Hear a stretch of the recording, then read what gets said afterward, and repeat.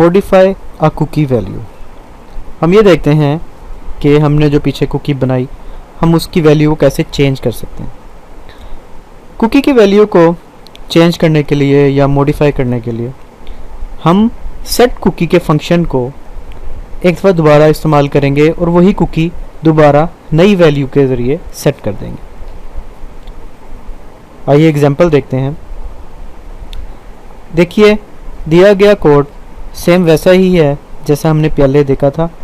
यहाँ फ़र्क सिर्फ आया है कुकी अंडरस्कोर वैल्यू के वेरिएबल में, और कुकी अंडरस्कोर वैल्यू के वेरिएबल को अब हमने जो वैल्यू असाइन की है वो है अकमल ख़ान।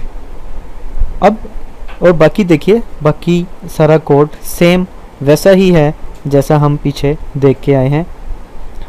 यहाँ हमने सिर्फ इस फंक्शन को जो वैल्यू दी है उसमें कुकी का नेम यूज़र ही है और इसकी वैल्यू जो है वो हमने चेंज कर दी है, वो हमने अब चेंज करके अकमल ख़ान रख दी है। इस तरह हमने पहले से बनी हुई कुकी यूज़र को उसकी वैल्यू को चेंज कर दिया है। आइए अब हम इस एग्जांपल का रिज़ल्ट ब्राउज़र पे जाके देखते हैं।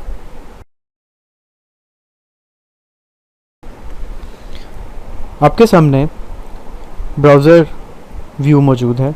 ये उसी कोड का ब्राउज़र व्यू है जो अभी हम पीछे एक्सप्लेन करके आए हैं। यहाँ पे आप देख सकते हैं लिखा हुआ है कुकी यूज़र इज़ सेट और वैल्यू इज़ अहमद, जबकि हमने तो कोड में वैल्यू कोई और सेट की थी।